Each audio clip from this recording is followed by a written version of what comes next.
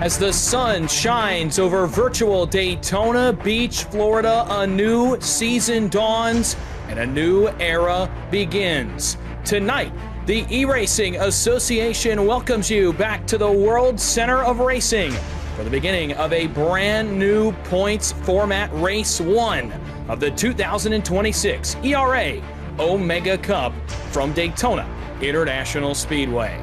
We want to wish you all good evening and welcome inside the broadcast booth for tonight's production of ERA Racing from Daytona. We're so excited that you all are here and so excited to be back for a fun season of racing. We'll get to that and why that's important in a moment, but do want to welcome you inside the broadcast booth. First, my name is Dawson Wise. I'll be the play-by-play commentator for tonight's action and looking forward to getting to hear from you all and to get to see some racing tonight. We'll bring in the other half of my broadcast team as we get started here tonight. My partner in crime, the voice of the PGR Esports Intimidator Super Speedway Series, the Grindstone Development Truck Series, the voice of the PGR 500 just a couple of weeks ago. Austin Green is with me in the booth tonight. Austin, what a fun night of racing we have on tap tonight from Daytona. A new era begins, a first of its kind points format begins tonight at Daytona. Yeah, first of its kind for ERA in general, but Dawson, every driver in the field tonight knows Daytona and knows the chaos that it brings along with it. When we come here, everybody's got a shot to win. The biggest difference this season, winning at Daytona isn't going to be all you need to get a lot of money by the time it's all said and done. We'll first take you through the process of how drivers got here. Later on, before we go under the green flag, we'll tell you about how drivers will move on through this season. Again, you'll hear me use the word season quite a bit tonight. Point standings will matter. We'll tell you about that in a little bit, but let's tell you how drivers got here first. Of course, the event begins with the email that goes out to all of the Speed Pass members with ERA. That's how you get into these events, typically on a yearly basis. There are 3 to 4 of them, but this year things were a little bit different. Again, a season-long format, so tonight is Race 1. What does that mean?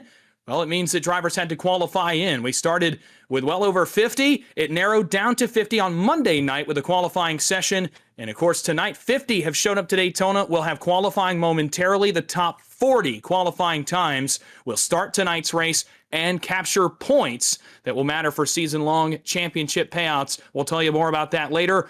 Austin, Daytona needs no introduction. That's our venue tonight. The race info as we get into tonight's race, pretty similar to what a lot of these guys have seen throughout their sim racing careers.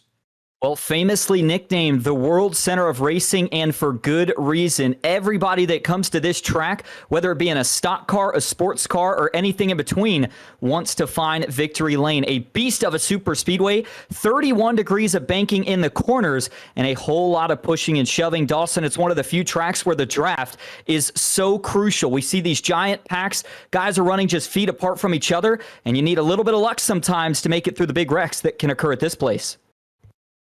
What a place to start. No better place to start a season-long format than at the Daytona International Speedway, where so many racing memories have been made. We'll tell you a little bit more about the format of how this is going to work. What you're typically used to is a few big events a year. And if you were with us a couple of weeks ago for the 2026 PGR 500, you know exactly what I'm talking about. It is the lead up into a big event. It's typically heat racing that sets a 40 to 45 car field, which then guys race for massive payouts. It's going to be a little bit different here in 2026. This is only the first of a 5-race season. And over those 5 weeks of racing, drivers that make the field can accrue points that will last season long. At the end of that 5th race, the driver with the most points will capture the championship payout. There are top 5 payouts available for the championship. We'll get to those later on in the season when they become more relevant to the guys that will be in that championship fight. We'll also get into the schedule as the season goes as well. It is going to be a lot of fun. Before we get going here tonight, though, we do want to take a quick opportunity and talk to one of the faces of the eRacing Association, a co-founder of ERA, also a co-owner of the NASCAR O'Reilly Auto Parts Series team, Jesse Iwuji Motorsports, of course, with Jesse Iwuji, NFL legend Emmett Smith, and one of the partners in getting Jesse Iwuji on the journey from virtual to reality, and also starting this team, this incredible, crazy journey that they have been on over the past several years. Of course, that is Matt Casto. We have Matt in the booth with us. Matt, welcome back to ERA, first of all. Welcome the people back, and kind of tell us what we're expecting here tonight as we begin a new era, if you will. Man, it is so good to be back. And of course, a huge shout out to our new broadcast partners, PGR. You guys have been putting on massive events, and that's what we like to do at ERA is give the community massive events. So I'm glad we're joining forces for this season to kick things off. And you guys sound great in the broadcast booth. Welcome to everybody tuning in on behalf of Jesse, Steve, Sean, Tim, Kevin, and the entire ownership group here at the eRacing Association. We are excited to get this new season and new format underway, which of course you guys are going to get to tell the viewers and the drivers about all the fun cash prizes that are on the line. But I'm going to come right out of the gate tonight and tell you a couple things also for the competitors in tonight's race, for the competitors that will join potentially in the next race. I mean, it's not too late to get in the rest of the races for this season, but I'm also going to announce a contest tonight for the viewers and for the spectators, because at the end of the day, the more viewers we can get, the more brands want to be here, the more brands that are here watching you guys compete on iRacing, the bigger the prize pool can get. So we're going to encourage viewers and the competitors to tell their friends to share in the fun and to share the stream. So let me get into this first announcement in addition to the cash that we're going to bring right away out the gate to the prize pool. All right. So all 5 of these races are going to be points races. The other thing we're going to add is we are now going to start tracking from tonight forward, which by the way, this could change crazy strategies. We talk about taking Jesse from virtual to reality all the time. Let me tell you what I mean for the competitors. So at the end of these 5 races of season 1, our good friends over at the NASCAR driving experience, that's right, the real cars on real NASCAR tracks, whoever moves up the most spots from where you start a race that you qualify into to where the race finishes. We're going to take a snapshot of the starting lineup. We're going to take a snapshot of the finishing lineup. When we add up over the next 5 races, whoever moved the most spots, that's who's going to win any track you want, a ride for yourself, and you can bring a friend to ride along, or you can take the ride along experience too. So this is basically valued at another $1,000 we're going to give to a real driver in this series to go from virtual to reality on the real racetrack. So that's the first thing I want to add right out of the gate to the viewers. And again, you'll see a commercial tonight from our friends at the NASCAR experience. You want to talk about amazing. I know the sim is fun, but doing it in the real world is fun as well. The next thing is for the viewers. Listen, on your screen tonight, these competitors, I mean, I remember when Jesse came to me and he was introduced and he had a dream to figure out how to get on the real NASCAR track. And that was a lot more expensive than the K&N track. And you guys that are wanting to be drivers or that are drivers, you know how expensive the real life thing is. But we were able to use the sim to test for places to sell sponsors, for them to, you know, take a little risk and then eventually not make the big risk as dicey. So what helps these competitors tonight, your friends, is if a lot of people see this stream. So we already have it on iRacing, a major channel, but here's what we're going to do to incentivize everybody watching and the competitors. Of course, you have to be a Speed Pass member to be eligible for any prizes. So that is the caveat. Even if you're a viewer, right, you have to have a Speed Pass. But when I tell you the prize for just sharing the stream and tagging us in the when you share it, that's how we'll know you shared it. We're going to, at the end of the 5 races, we're going to pick one person and they're going to win a pair of pit passes to come to watch our real NASCAR team on the track at any race you want this entire season. It's just for watching ERA and what we do with our tournament. So again, get to sharing the feed, share it on your feed, share it with your friends. Make sure we know you shared it, because again, at the end of this first season, which is 5 races away, we've got a prize for the viewers as well. So a little more for the competitors tonight besides cash, taking you from virtual to reality, a little incentive for the viewers to make sure you're sharing the feed. And to my good friends at PGR, thanks for making us look like rock stars with this world-class broadcast. Again, our friends at the iRacing, and of course our eNASCAR Pro Team. Can't wait for that series to be back. Matter of fact, we're bringing in a huge driver tonight when the races all started. I can't wait to hear from one of the top drivers on the circuit. So, boys, back to you in the booth. I can't wait to burn it down tonight and see who we're going to celebrate taking the points of this first iconic race. Appreciate you guys having us on, and thank you for everybody from ERA. Have a great night. Well, Matt, thank you for your time, and thank you for those announcements. Some huge opportunities being talked about right there for the drivers on track, but also For those of you that are watching, I want to thank you one more time for your viewership also of tonight's race, whether it be on the PGR Esports YouTube, whether it be on the iRacing YouTube or Twitch channel, or on the ERA YouTube or Twitch channel. We want to thank you wherever you may be taking in this race from Daytona. Qualifying done and over with. We have been informed there will be a 5-minute warm-up, so we'll give it a second for that to kick in, and we will start into a warm-up session. And Austin, as we get ready to go green, you and I know super speedway racing very well, and we've gotten to see a number of different formats over the years, but this is just a little bit different in the way that it works. And as we get ready to go green tonight, with this being a first of its kind money points hybrid, or money and league racing hybrid, if you will, it's very different from the big events that maybe some of the viewers are used to, and even some of the drivers may be used to. Yeah, very different in a lot of ways, Dawson. Consistency is key, and Daytona is not a track that you always factor in with consistency. Now, that's not to say there are some names that jump out, and we'll talk about those once we get into the starting grid tonight, but there are guys who know how to get it done here consistently. One of those names that jumps out is going to be Daniel Falkingham.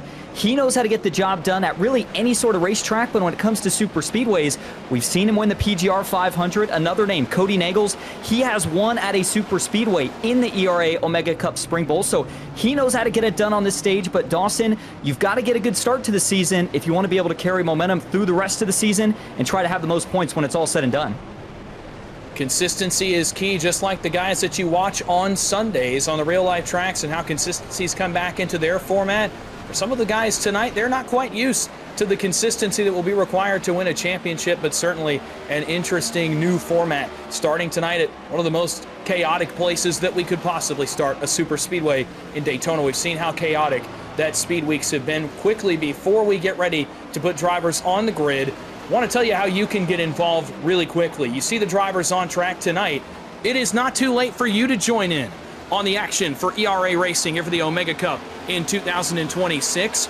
You may compete without a Speed Pass, but Speed Pass is required, and it is the key to be eligible for the championship prize payouts that we'll tell you about throughout tonight, as well as throughout the season, and the awards that come with those. You want to be eligible for the championship, you must be an active Speed Pass member. You can scan that QR code on your screen. It will take you to the registration form. You can get in on the action and join these guys on this incredible new journey that they're going on here in Season 1 of 2026. Well, Austin, the warm-up is getting going. I know you mentioned a couple of guys that you had your eyes on. There's a very interesting makeup to the field tonight. I feel like so often that these big events, if you will, on super speedways especially, are made up of the the cream of the crop, if you will. It's mostly drivers from the eNASCAR side. It's mostly drivers, the pinnacle of these super speedway events, the common names. But tonight I feel like we have so many intriguing underdog picks in the field. If you have anyone you have your eyes on that may not be as well known to the common viewer that will be up front contending for the win when this thing is said and done. Well, it's a tough choice, Dawson, because obviously whenever you get a mixed bag at these super speedways, everybody has got a shot. We obviously call the draft the great equalizer, but one of the names that I'm going to be keeping my eye on is Cole Larson. Now, by iRating, he is not necessarily an underdog, 5,000 plus iRating, but we've seen Cole in some of these big events before, and he likes to play it safe until it gets down to crunch time, and he will have a teammate in here tonight in the form of JD Larson, his dad, so watch for those two to get paired up, and that could be a big underdog win for the 20 car. But, Dawson, obviously there's underdogs, there's big names that you expect to win, but one of the keys at super speedways is all about teamwork, and I don't think we have a lot of big teams in here tonight, so I'm curious to see who can find the best dancing partner to work with when it matters most at the end.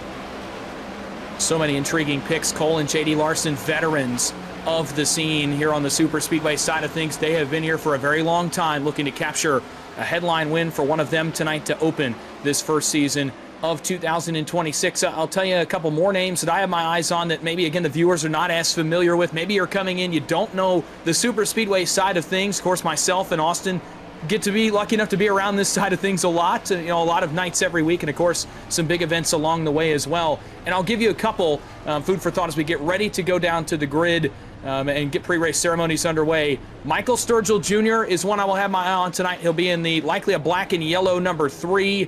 I have my eyes on him. There he is on your screens. A guy who participated in Speed Weeks and ran up front in several different promotions here at Daytona over the course of the last month or so. I have my eyes on him. The other one is Brian Hennings. This is a guy, again, that's not going to be as well known to the viewers at home as being a current or former pro, or a guy that you see, a ringer, if you will, that's in these big-time events. But Brian Hennings is as solid gets. Consistency is key, and consistency will be the key tonight. A lot of picks, a lot of underdogs, a mixed bag field, and it should make for a really fun race. And it's time, almost time, to get the action started. Before we get to meet the starters for tonight's eRA Omega Cup Race 1 here at Daytona, we have a special giving of the command, the most famous words in motorsports. Hi, this is Willie Rofe, NFL Hall of Famer. It's go time. Drivers, start your engine.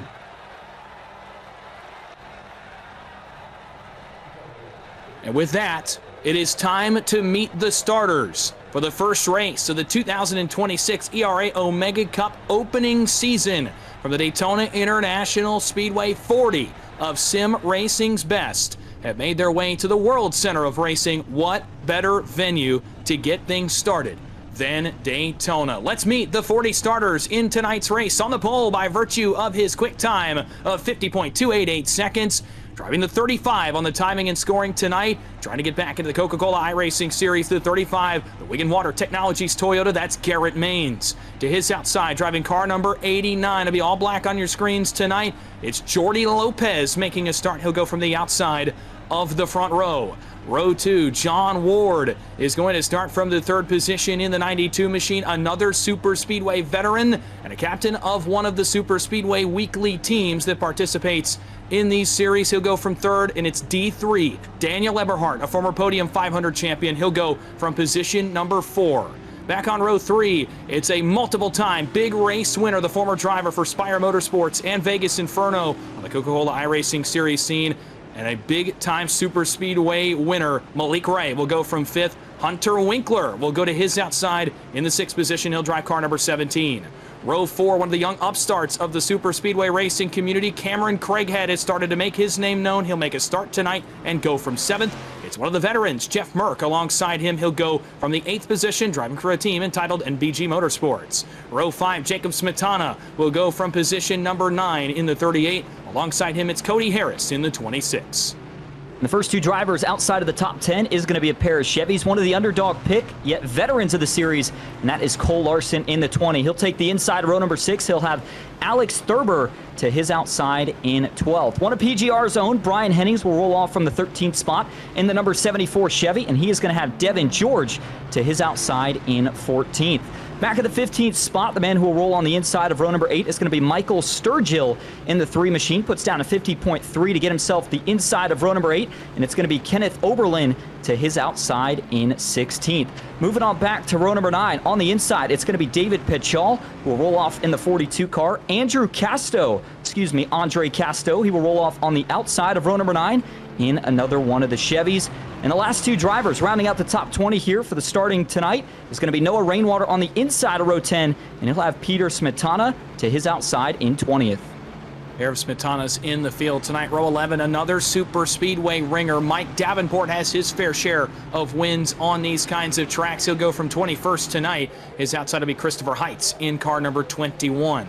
Back on row number 12, it's Dylan Jones, another one of the Super Speedway veterans. The white and orange 011 will go from 23rd. Julian Rickey to his outside, the Logitech 97. He'll go from 24th.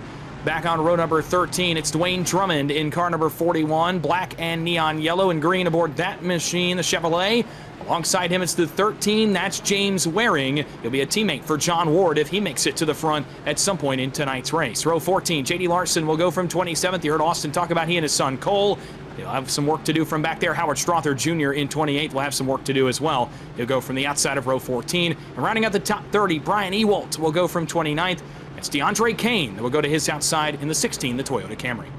Dwayne Drummond going to start back in the 31st spot. He's going to have Limo Price to his outside in 32nd. As we continue to work on back to the field, the man who's going to start from the 33rd position is going to be Frederick Seagraves, one of the Toyotas in the pack here tonight, and he'll have Nolan Dawson to his outside in 34th. Henry Wyndham rolls off 35th with Jacob Mazak to his outside in 36th.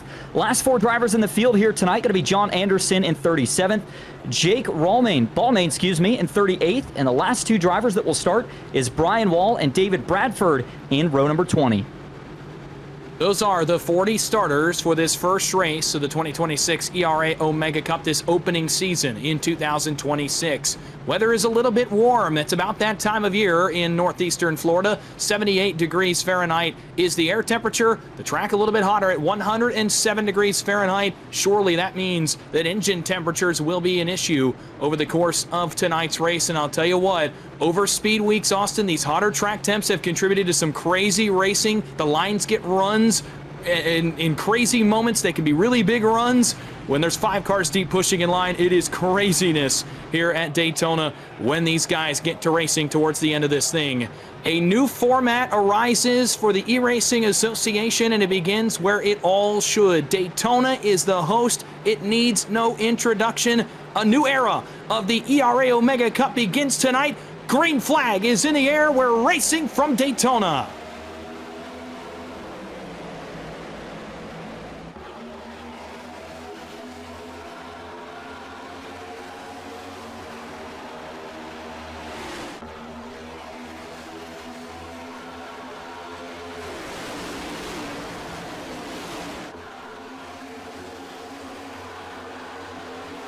Two by two as they work on to the super stretch for the first time here tonight. Garrett Maines leads the way on the inside with that Toyota out in front. And you can notice already pushing about 3 deep, Malik Ray trying to get a run, but nobody has jumped up top. And by the time they work into turn 3, Jordy Lopez, who started on the outside pole, has fallen all the way back to 6th. Now they're going to start to charge back. Still up front, though, single file for about the front 5, and it is going to be Garrett Maines who leads lap 1 at Daytona. But now the first moves to the outside. Cameron Craighead jumped out of line to block a move from Jacob Smetana. That line does not go anywhere, though. The 48 going to go back to the help of Lopez on the outside lane. Maines continues to lead. Ward is clear. What that has done is allowed Malik Ray to potentially put that nose in clean air for the first time.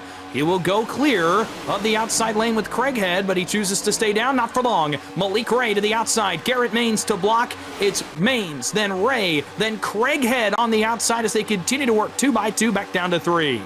And a lot of big pushes right there that were translating that momentum forward as they were coming into turn number 3. Watch out on the bottom. Looks like that was John Ward, one of the Dega Pros drivers, starting to wash up the racetrack, but everybody keeps it together. We may have had an issue a little bit further back, but up front, everybody still keeps it together. 2 by 2. Already 2 laps in the books here at Daytona. Dawson, these guys continue to duke it out up front, but no third lane just yet. Got to think that these drivers are trying to bide a little time and see how it feels in the pack.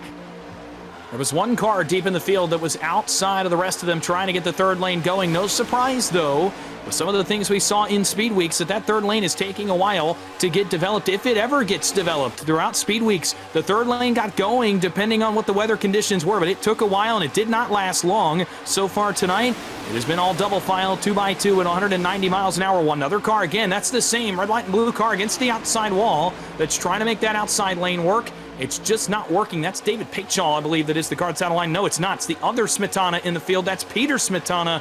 No help going with him. He tried it earlier, got no help. He'll go even further backwards now. Lap 4 on the board. He's been the only car to try the outside lane, move up front. Lopez to the inside as he looks for the third spot on Craighead, but the help is still a distant 2 car lengths away. As they stay 2 by 2 up front, did want to give a quick update. Thought I saw an issue further back. It was actually David Bradford who missed the start of the race. He was going to have to roll off 40th, had to start from the pits, and as he was trying to merge onto the track, did get that car spun around, had some contact with the outside wall, and so for the 8 car, some early damage. He will need a caution. Back at the front of the field, though, 2 by 2, Malik Ray hard on the side draft, trying to pull the 1 car of Garrett Maines back. Not any luck this time, though. A lot of pushing and shoving, though, throughout about the first 3 rows. Further back, another car jumps to the high side, but nothing doing. That third lane has not been able to form up yet tonight, even with 5 of 60 laps in the books. Yes, so far so good up front, still 2 by 2, and really the pushes have been pretty even, all things considered, early in this race. With it only being a 60-lap race, man, Garrett Maines washes off the bottom just a little bit in the blue and white 1. That's the Camry on the bottom, second in line. but everybody keeps it going. Good awareness there by drivers like Craighead to stay up and out of the way and prevent an incident from happening. Down the back straightaway, the help is topside. That's where the side draft is coming in. For the first time, I thought that Cameron Craighead was going to put his nose out front on the help from Daniel Eberhardt. That's that blue, white, and black Ford Mustang second in line in the outside lane, but no dice. Bottom line battles back. Malik Ray will jump up on the nose of Craighead. It continues to be all the Tint Solutions Ford Mustang at the front. You're on board with Garrett Maines as he goes back to the left elbow for the lead. Garrett Maines knows how to get it done. Former Coke Series driver trying to qualify back in the former Road to Pro Series, now known as the Coca-Cola Qualifying Series this season. Garrett already finding a win so far in that series, but now trying to find a win in the season opener here for the ERA Omega Cup. On the outside, Malik Ray gets that big charge. Look at the push on the outside. Cameron Craighead's going to clear the one. He'll jump down, and now it's the 90 up top. Daniel Eberhardt, who tries to roll up to the back bumper, still 2x2 though, through about the front 10 rows, and everybody minding their P's and Q's. Dawson, we haven't talked a lot about pit strategy yet, but if we continue to go green, we could be making that an issue here over the course of the next, 20, 30 laps. You saw them go by the lap car there. That was Bradford, who we talked about earlier with the issues. Otherwise, every car that started this race still in touch with the lead pack. Yeah, so far so good for everyone in this lead pack. And you talk about pit strategy tonight as compared to some of the longer races, the 500 milers you watched in Speed Weeks over the last couple of weeks. Only one pit stop likely going to happen tonight. A big time blink from Malik Ray. He comes back in. That's a tough moment for the field to have to deal with, but good awareness again for Cameron Craighead, Daniel Eberhardt, and the guys in the outside lane to allow Malik Ray an opportunity to pop back in, come back onto the racetrack, and keep everybody moving without any kind of incident. But again, only one pit stop likely tonight as compared to the several you would make in a 500-mile race. That one becomes the money stop. It becomes so important to whether or not you can win or lose if this thing does stay green. Did want to tell you, we heard from downstairs. Haven't gotten to hear from him yet, but our pit reporter Tyler Vickery is telling me 4 drivers did not qualify in tonight on time. Did want to tell you who they are very, very briefly. Ryan Schramling, Jason Maines, Devin Lyons, Larry McDonald are the drivers that did not make tonight's field, the DNQs out of tonight's race. Everyone else was able to qualify in on their qualifying time. But again, at the front, now it's all the outside lane. All of a sudden, a couple of cars make the move to the outside, Maines and then Jordy Lopez, and it was all outside, 5 cars clear. But now, how about Cameron Craighead? So far, Cameron Craighead's been very impressive, hanging with some of the best. Jordy Lopez, Garrett Maines, Malik Ray, Daniel Eberhardt, John Ward. These are guys that have won a number of races between them on these super speedways. Craighead is throwing his elbows out and telling these guys, putting them on notice, saying, I can race with you. That is one of the Team Jack Shack drivers, Cameron Craighead, carrying the onboard view for us here tonight. But a couple other things that I did want to note, Dawson. We look back a little bit further in the field. There is some other big names that are slowly starting to work their way to the front. David Pejol, Andre Castro, both now up about 3 positions. They're just now breaking in to the top 15. As you go within the top 5, Malik Ray picked up a couple of spots from where he started this race at. We've been talking about Craighead. He's picked up a couple as well. But this inside line not looking as strong as it did at the beginning of the race. The 48 is trying to crawl back, but it is still all Cameron Craighead, who currently leads the way, Jordy Lopez on the high side, trying to get the momentum from behind. Here comes Garrett Maines. Malik Ray is going to stack on 2x2 to the line with 9 laps in the books here at Daytona. Well, 4 of the best in the outside lane certainly does not make it very conducive for the inside lane to work. Of course, Jordy Lopez back to Daniel Eberhardt up on the outside lane. Jeff Merck starting to emerge on the scene as well in the 60. First time I've seen him inside this lead 10 or so cars in this race. But some of the best in the outside lane controlling the pace of the race right now. And I think that's so important because it still is 60 laps long. It's not a 10-lap race, not a 20-lap race. This is a 60-lapper, and despite the fact that it's not 500 miles, you'd be surprised how quickly things can go awry at one of these super speedways. You're on board now with the leader. That's the best view in the house right now at Daytona. When you don't see anyone out your front windshield, you must be doing something right, the World Center of Racing. Now, if you look the other direction, not quite as pleasant looking out, seeing the Hornet's Nest behind him as Garrett Maines, Malik Ray. The pushes are getting a little bit stronger on the outside, but look at Jordy Lopez laughing and cutting up with perhaps some teammates or a spotter. To do that, 195 miles an hour, something's going right for the camp of the 89. Well, it shows you the former Coke Series driver knows how to get it done here at Daytona. One of the things to keep an eye on, though, really for anybody that leads at these super speedways, everybody thinks it's just kind of ride and get a push from behind, but it's not that simple. You've got to control both lanes when you're at the front of the field. It's so important to make sure you're cycling the temperatures in both lines. You don't want your pusher to get too hot, or we can see this exact thing happen. Cameron Craig in the 48, big charge up the inside. He gets clear and jumps right back to the high side. And now it's John Ward on the bottom. Two Chevys lead the way, a Toyota and a Ford back in the third and fourth spot. But right now, Dawson, it really seems like that middle line has been favored. The inside has made a couple of surges, but nobody has been able to find success all the way up near the wall yet. And no third line success yet. I'm not really surprised. Again, throughout Speed Weeks, we saw this become a trend where the third lane just did not work as long as the pushes up front were even and the pushers were able to continually put pressure on the back bumper of the car in front of them. That third lane is just not able to generate the energy to go. Big move, one of the first one of the race. Mains to the inside of the nose of John Ward. Craighead down to cover. Lopez back to the help of Malik Racy. Outside falls apart just a little bit. It's going to allow Craighead to go back to the lead, but Garrett Mains will stay loyal to Ward on the bottom. Garrett Mains pokes his nose back out front. It's Mains against Craighead. Lopez becomes the pusher again for the first time in about 8 laps or so since he got clear of that outside lane. Mains back to the lead. John Ward, one of the best in the business at being a pusher. The outside's got the side trap. Craighead against Mains up the banking of turn 1. It still is all 2x2. Tell you what, from third car on back, it's pretty much give rather than take throughout this lead pack. Guys are starting to potentially think about this becoming a strategy race. The only hard pushes are 1, 2, and 3 cars in each of the 2 dominant lanes. Now a big one on the outside, though, as Jordy Lopez shoves Cameron Craighead clear and wants a piece of the lead in 3. In the onboard view there for John Ward, guys, I think he just ran out of temps. He had to fade off the back bumper of Garrett Mains. That allowed Jordy Lopez to get back clear. Garrett is going to cycle up to the lead pusher. Still 2x2. Further back, I think a lot of these guys just playing it safe right now. Fuel mileage not going to be a big issue. This should be a solid one stopper. Somewhere right around, I'd say lap 40 is about as far as you can go on fuel. Maybe give or take a couple of laps from there. Otherwise, though, it's all about setting yourself up in terms of track position and strategy. Who do you want to pit with? Is it teammates? Is it guys that you feel like you've worked good with all race? One thing, though, that you can't allow to happen is to go in by yourself. And Dawson, we've seen it time and time again, is big move to the high side right there for Garrett Mains. But for the guys that are up front in this lead pack, they all try to pit together, and sometimes that can lead to chaos during a round of pit stops. You saw that second group. Those guys in desperate need of a caution here with 14 laps in the books.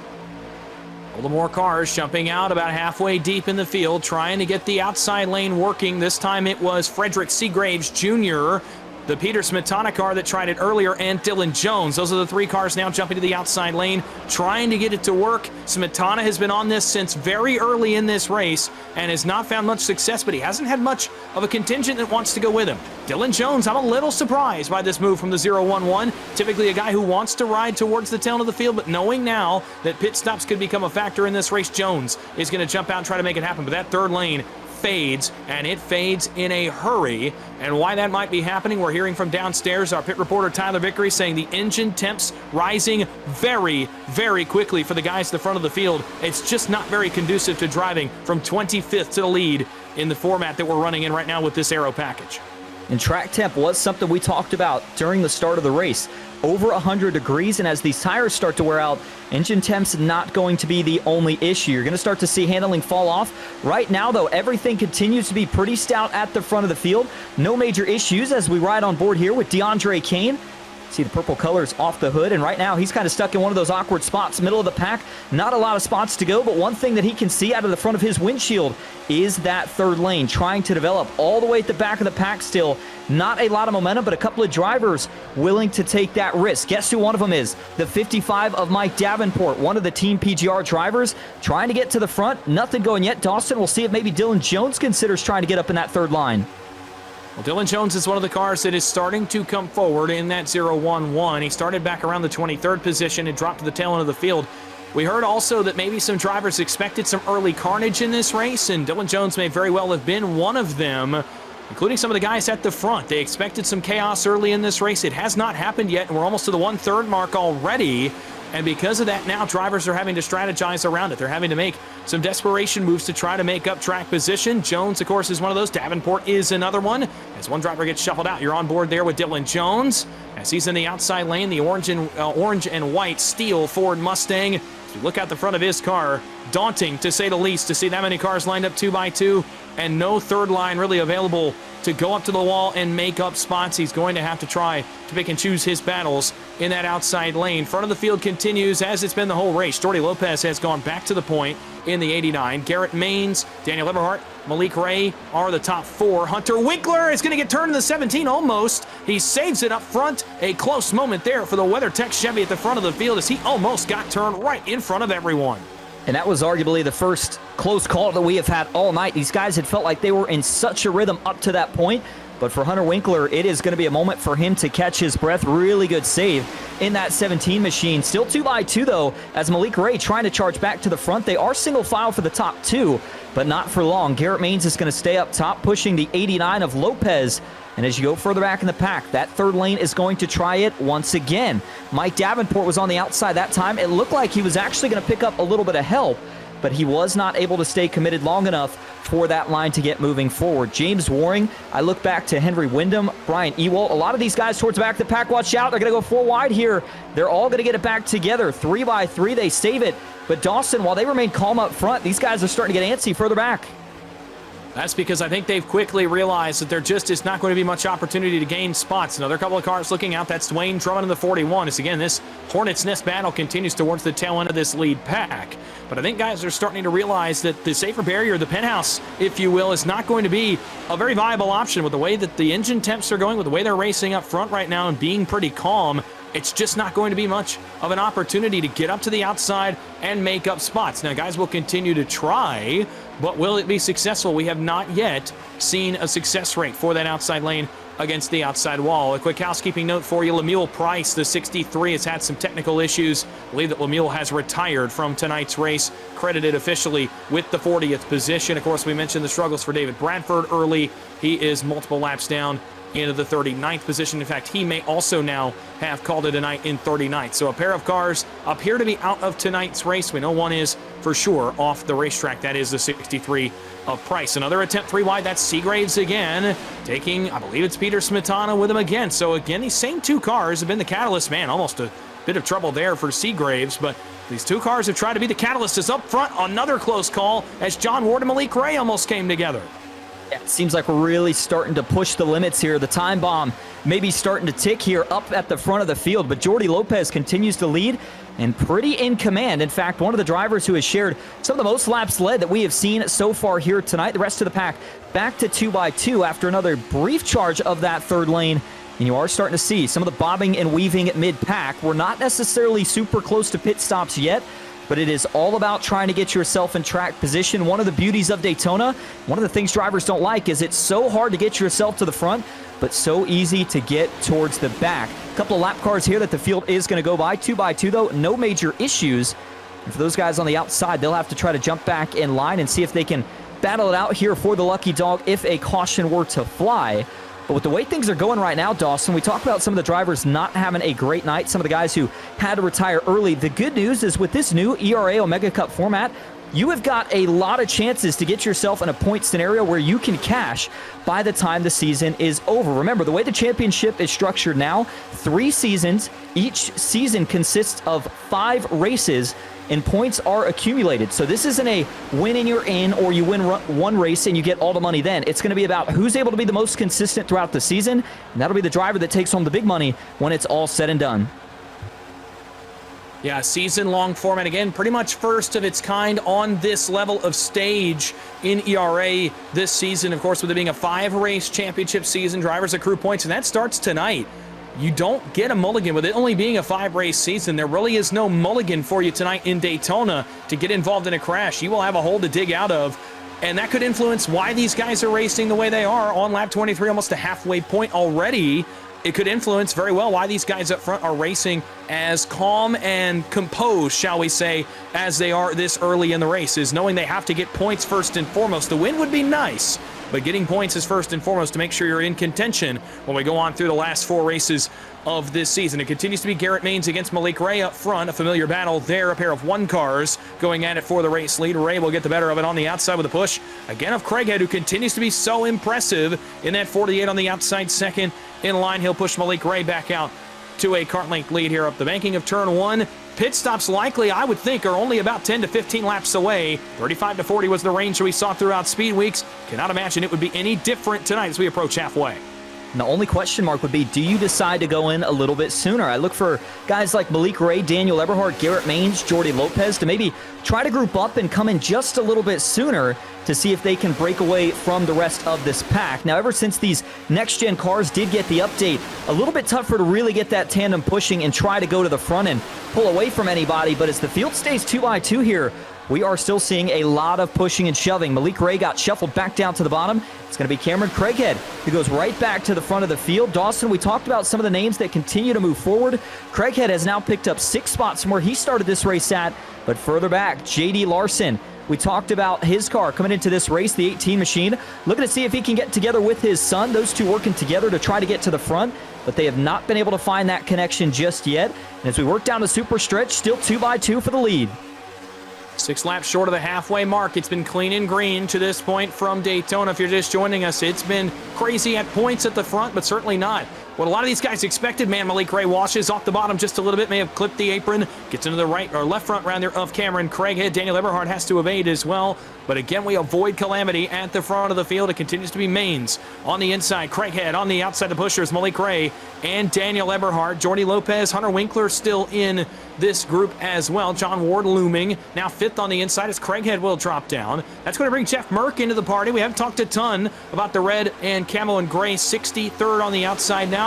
Another driver I want to talk about is a former ERA winner here at Daytona, and that is Cody Harris, the red and gray 26. This is the same paint scheme that he won here at Daytona in just a couple of years ago, or 1 year ago rather, here at Daytona in the Spring Bowl. And Cody Harris is inside the top 10 for the first time. That's another guy I think to watch out for in the late stages.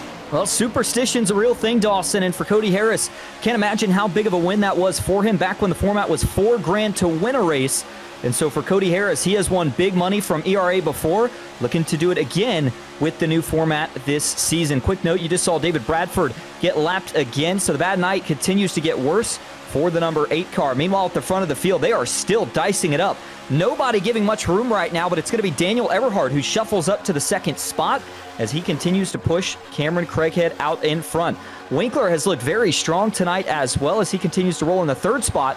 But guess who? Garrett Maines, he'll jump out of line. One of the Fords, Daniel Eberhard, who is just in line in 2nd. Not content with that. He wants to lead here at Daytona. 30-plus degrees of banking in the corner, and the field makes it look majestic. Still 2x2 off of turn 4, coming to 28 of 60 laps complete here at the World Center of Racing. I'll tell you, the dicing has increased. One car on the apron further back. That's going to almost be a crash. That's back around one of the cars that just got lapped, but we got around it okay. That was almost disaster back around Devin George and the Andre Castro machine in the 34. That was almost disaster towards the tail end of the field, but we get away somehow, again, unscathed. The field dodges another bullet here at almost to the midway, 0.3 laps from halfway. Now for the first time, D3 to the point. Daniel Eberhard, a former Podium 500 champ and a winner in his own right anywhere he goes on these super speedways. Oh, trouble. He goes to the point, but trouble. We got one in the wall out back, trying to save it here. Sorry to cut you off, Dawson. I've been watching this develop down the backstretch. Bradford, who we just talked about going another lap down, was getting very, very aggressive towards the back of the field, trying to cut through some of these lead lap cars. And that was actually as they were going into turn 3. I know we've still got the cameras panned up front, but this was a big-time moment. It looked like it was the 25. I believe that was Seagraves that almost had a huge incident as he got up into the outside wall, but was able to collect it and go on. But definitely something the rest of the pack's going to be keeping an eye on is this 8 car aggressive trying to get back to the front. A couple of cars wash way up towards the safer barrier there on exit of turn 2. That was Eberhard and Merck as they tried to get connected. And Jordy Lopez wants no part of that. He'll dive to the inside in the 89 machine. Now he'll go to the push of Eberhard. Jeff Merck leads the outside, but it is not as connected. But it will be here in just a moment. Malik Ray up, Lopez up. Maines thought about it, and now cars bail back to the top again. 3rd lane working up back. That's Mike Davenport that leads that lane. Seagraves is in that group as well. That's the white, teal, and yellow car back behind these two on the outside. inside lane as they try everything they can to work forward. It just will not work for them. They continue to try it. Every so often, they'll jump to the safety barrier, just no dice for them. Right now, it continues to be Jordy Lopez out front, an impressive showing for him in the first half of this race. Lopez leads over Merck and Eberhardt. That's the battle for second. Craighead, Ray, Maines, and company have settled in. Jeff Merck turns left. How about the 60? He's going to dive to the inside, and he wants a piece of the lead in turn 3. Jeff Merck representing NBG Motorsports well as he'll try to go to the front of the field here off of turn number 4. Right now leading that inside line, but Jordy Lopez still looking stout up top. Him and Craighead have got a pretty good tandem up right now. One thing to keep in mind with these next-gen cars, the more cars that you can get to push in line, the further that lane is going to go. Now, the one caveat to that, of course, is if you try to do too much pushing, especially as you get into the corners, sometimes that can lead to chaos. So you got to keep that in mind. As you go further back in the field, a lot of gaps. The rest of these guys staying pretty conservative, but that is going to change as we get closer to the end of this race. 30 laps to go, so we are right at that halfway point here at Daytona. At the front of the field, Jeff Merck in control. Everybody else 2x2 chasing after him. Yeah, how about it for Jeff Merck? Again, one of the super speedway veterans in the 60. He goes to the lead. He'll put his nose in clean air for the first time tonight. Daniel Eberhardt, a familiar pusher on his back bumper. Merck going to jump up. He's going to cover Jordy Lopez on the outside, allow Eberhardt an opportunity to clean out the radiator on that race car on the bottom side of the racetrack. That's the blue and white. Mustang trouble. Around goes Andre Castro. Middle of the pack across the field. Multiple cars are going to get into him, and the caution flag's out for the first time just past halfway. And that was the 8 of David Bradford and Dawson. I was watching this for about the last 2 laps. You could see it coming. The 8 was trying to get back towards the front to get a lap back the hard way. And he was having a lot of close calls with a lot of drivers. It looked like he got 3 wide in the tri-oval and ran somebody out of room. Couldn't tell exactly who it was. And we'll get more on that once we go back and get a replay here in just a moment. But you mentioned, obviously, a couple of cars that were, I don't want to say torn up in this one, but with no fast repair, any damage here at Daytona can be significant, and it was a tough break for the guys that were kind of just back here trying to mind their P's and Q's, not really get too aggressive right now. And as we're going to go back and get another look through the tribal, Dawson, what did it look like from your angle? Yeah, apologies. I did think it was Andre Castro, but I had my timing and scoring was a little bit out of whack there. It is the 8 of David Bradford, and this is something earlier after he had gotten lapped. I had called this out when it happened. He had actually dove to the apron. This was several laps ago. He had dove to the apron to try to make a pass on the 44, David George, and almost caused an incident then. This time it looks like it's somewhat of a similar situation. Runs the driver out of room and creates an incident. Look at this, trying to go through the center on Michael Sturgill. There is not a hole there. He made it work for a moment, but it does not work for very long. He gets turned and then comes back up across the field and gets collected by a couple of other cars. So a tough break there, and Mike Davenport slides in as well in the 55. A tough break for him as his night continues to be a struggle. Yeah, I don't think the Davenport or really any of the drivers involved, Sturgill included, are going to be too happy about that one. But for the 55 Davenport, the one piece of good news here, the way that car slid, I don't think he actually got a lot of damage. He's going to see this wreck happen out in front as they're coming off of the tri-oval, and we talk about these next-gen cars, sensitive brakes, and he's going to do just that. Jam on the brakes, and notice that he just starts to get out of shape. Eventually, the car goes around on him, but notice how you just hear that light scrape with the rear of the race car to the outside wall. That was about it, and you really can't even see much damage. So the good news for Davenport here is that he will still be in the running. The trade-off, Dawson, he's going to have to go to the back and get all that track position back. Well, track position has been so key in tonight's race. Certainly it will matter as guys make their first and likely only pit stop here. Likely some talks about taking some tires here as well, as we're hearing from down on pit road as well. They will make pit stops, and as they do, we want to take another opportunity to talk to another face of ERA and another guy that I know that Matt, you heard him earlier kind of segue into this. He was looking forward to hearing from this guy, a former ERA Esports Pro driver from 2025, a current driver for Team Dillon Esports in the Road to Pro qualifying series, one of the top drivers on the iRacing service. He needs no introduction and has made a name for himself in his time on this service. Michael Cozy Jr. stands by with my partner, Austin Green. Hey, Michael, this is Austin and Dawson up in the booth. You got a copy? Oh, sure do. How we doing tonight, gentlemen? Well, we're doing great, man. It's good to have you in here for a new season and a new format of ERA. But let's start first with, of course, we talk about your sim career, and you've accomplished just about everything. Former ERA Motorsports driver last year, but looking ahead to this year, how has all the experience that you've gained through the Coke Series and taking part in ERA helped with your career to this point? Oh yeah, for sure. These events are always so important. They have been important for me for a long time. Just to really, build that confidence in racing some of the top drivers in the service. You got a lot of the guys that stick strict very to the Coke Series and don't see them in a lot of official races or events like this. So, but some of them, a lot of them do come out for the money. It's always so important, again, just to get that experience, and it's something that never gets old. Always gets my heart pumping, no matter who I'm racing against in one of these deals. But yeah, it's again, I love these things. I wish I was out there tonight. Just a lot of focus towards the qualifying series stuff at this point in the year. But I'm out there rooting my man Jordi Lopez.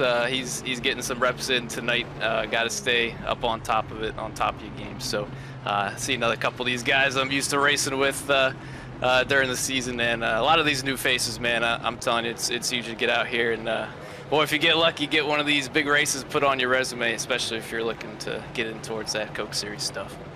Yeah, everybody starts somewhere, and we know for a lot of drivers, the transition starts with winning one of these big races, such as ERA. Well, Michael, obviously with the new format this season, we talk about consistency. That's going to be king if you want to be crowned one of the season champions. What goes through the mind of a driver coming into a race like Daytona, knowing how much it means to win here, but also knowing that you got to have a good finish if you want a shot by the end of the season at the most points? That's a really great question, to be honest with you, because this is a little bit different, especially for what I'm used to. I'm used to kind of the big single events. I did a couple of those with ERA last year. Didn't have too much luck in them, but still gave it my all. With this, though, it's, Daytona, usually you're just sending it, again, trying to get the checkered and the big money, but with this schedule, you're thinking about points, I'd have to imagine. So honestly, I feel like this kind of style would be up my alley. Just always trying to put yourself in a good position. This car is kind of a tank these days, so as long as you can be, attention, focus 100% of the time, and again, put yourself in good positions around, drivers you trust, and you never know what can happen there at the end. But again, keep it clean. It'll take you a long ways. Absolutely. And well, Michael, we appreciate you talking to us. I know we're getting ready to get back to green flag racing, but one more question I got to ask before you head out. For the folks watching at home that maybe are just getting into iRacing, what would you tell them if they're looking to get into these sort of events? Oh, man, well, best thing I can tell you is just to get out there, man, get racing, join practices, join leagues that look fun. If you find one of these things, man, just send it. I know myself, was always nervous or to race some of these guys and some of the top level guys, but you got to put yourself in that position and take the chance. And boy, I tell you what, you never know how it might go, and you might surprise yourself. So best of luck to these boys. Well, Michael Cozy Jr., thanks for talking to us, Michael, and we certainly appreciate it. Field going to roll back into the restart zone. Green flag back in the air. 25 laps to go at Daytona. It's a great start for the guy that Michael Cozy was just talking about a moment ago, getting the reps. Jordi Lopez got a good one right there on the restart. He's going to jump out to an early lead here in this later portion of the race. We're now past halfway. The pit stop's done and over with. Austin, we know it so well. This is when things are really going to start to heat up at the front. Look at the connection in the outside lane. 6 cars deep. Lopez is going to try to cover. This will be a big push from Merck as they roll down the back straightaway. Big push. The outside's got all the momentum, but look how many cars deep they're pushing. Maybe even 5, 6, 7 cars tandemed up all on the outside line, but everybody going to hold it together. Third lane's going to try to make a charge this time. Guess who? Daniel Eberhardt, one of the former Podium 500 champions, would still like to win at Daytona here in ERA. He's got a little bit of help from the 20. That's Cole Larson. We mentioned him at the start of the broadcast. He's trying to go up, and how about the 32 car also jumping out? 3 wide as you get to about row 5 on back, but up front, Jordi Lopez continues to lead the way. And it's a pair of Smetanas that now lead the outside lane. We've seen Peter Smetana try this all night long. He tries it again here, and their help bails. That's Peter and Jacob Smetana on the outside. All of their help just bailed to the center lane, and they're going to go backwards. There's a couple more cars towards the tail end of the field trying to get that third lane going, but a ways to get back to them. Up front, Jordi Lopez leads back to turn 3. Cameron Craighead the first to poke the nose out of line. He'll go to the nose of Jeff Merck. And that's the black, blue, and red Jack Shack Chevrolet in the outside lane as they roll off turn 4. Contact between Craighead and Mains, but everybody keeps it going. Lopez continues to lead. Eberhardt shoots the outside again. He runs the rail in the tri-oval. He'll take a couple cars with him. Now the third lane starting to get some more takers. Cole Larson's up there again, back to 1. And for Cole Larson here, he's got to get connected to the back bumper of Daniel Eberhardt, but he's just not able to do it. Now he's going to get there, but only 2 cars. That is not going to be enough to get that line surging, at least not yet. Malik Ray leads up front. Now, him and Garrett Maines have been working pretty good together so far tonight, but it makes you wonder if those two have an alliance when it comes down to the end. Jeff Merck's going to duck to the inside. He'll make the move on Cameron Craighead. And for the 60 car, trying to go to the front. We're going to be coming to 22 laps to go this time. Not quite pay window just yet, but we're starting to get closer and closer. Track position more important as Garrett Maines wants to grab the lead coming to the line. Yeah, that alliance lasted all of about 1 lap as Garrett Maines shoots to the inside of Malik Ray here, down off of turn number 4, and they'll battle elbow to elbow now for the race lead at the front of the field as Eberhardt and Larson continue to go backwards. As Eberhardt and Larson, they're going to actually get split by the Smetanas back there who jump back in line. That is where that 3 wide starts. Again, about 12 rows deep in the field. So where you'll find the first couple of cars 3 wide. A couple more, though, are poking their nose out there, starting to turn the wick up here at the front of the field. The pushes are getting more desperate. The moves out back to go to the third lane and try it. There are more cars willing to do it, and they're getting more aggressive with the moves and when they choose to make them. Maines gets a monster shove on the bottom side of the racetrack to go to the race lead as he'll get to the nose of Malik right here off turn 4. Merck goes to his left elbow. He'll get the lead with a push of Jordy Lopez and some new players up front. Dylan Jones third on the inside in the steel Ford Mustang. Another one I saw poke his nose out for the first time. It's the red, orange, black, and white Chevrolet. That's Brian Hennings. For Brian Hennings, no surprise that he's going to be trying to get his way to the front. Has already broken well back inside of the top 10. But it's all about, do you have what it takes to make that move? Everybody always worried about if you jump out of line and nobody goes, all of a sudden you find yourself falling to the back. A little bit towards the middle portion of the pack there. Mike Davenport jumped up in front of the 21 of Christopher Heights, and then just behind them, Daniel Eberhardt still committed to this third lane. He's got Cole Larson with him, but these 3 have continued to fall back. Every time they try it, it just doesn't seem to quite pan out. But some point at this race, Dawson, I think all of a sudden everybody's going to get the mentality that we've got to go now, because if we get 1 or 2 more cautions before this thing's all said and done, well, there goes 5 to 10 laps of green flag racing. 10 laps to go here at Daytona, maybe a long ways, but at the same time, it's not. It goes by quick when you're running at almost 200 miles an hour. Well, I think even the 500-mile events showed us that when we got inside of 20 to go. A couple of them trouble towards the middle of the pack. Eberhardt had some contact. One car is going to go around. The caution flag's going to fly. They fly apart in the center of the back straightaway. There are multiple cars involved here. Trying to get an idea of who that 21 is. That's Heights. You just talked about him with the purple wheels. A couple of other cars involved as well. Daniel Eberhardt got a piece of the wall in the 90. And it's caution flag number 2 right on cue with 20 laps to go. And this is going to start to make it even more aggressive than what we were already seeing. We'll go back and get a look at that replay here in just a moment. There's the 21 of Heights, and watch what happens here. He's running right around the center of the pack, and this is going to occur as they're coming off of turn number 2. Now, I don't know if this started with the 21. I think it was actually a couple rows ahead, and he's going to kind of just be an innocent bystander in this. Yeah, it looked like some contact there that started up front. Trying to figure out exactly who that was that first got out of shape. But then as everybody else tries to dodge and weave, a couple get collected in the process. Our biggest wreck we've seen so far tonight, as it looks like it's going to collect probably about 3 or 4. And Dawson, going back, I think that might have started right around the 95 machine. It does, in fact, look like that is where that one started. And Seagrave's the first car that I saw get around. That's the car that came off the wall. Was that white and teal and blue and red 95? And that is where this thing gets sparked up. There's Heights getting involved as well. I wanted to say the 90 of Daniel Eberhardt got a piece of this also, as he may have gotten the outside wall. There's the 95 right in the center of the racetrack, and sure enough, a hit to the outside wall for Eberhardt. Cole Larson's in this one as well in the 20.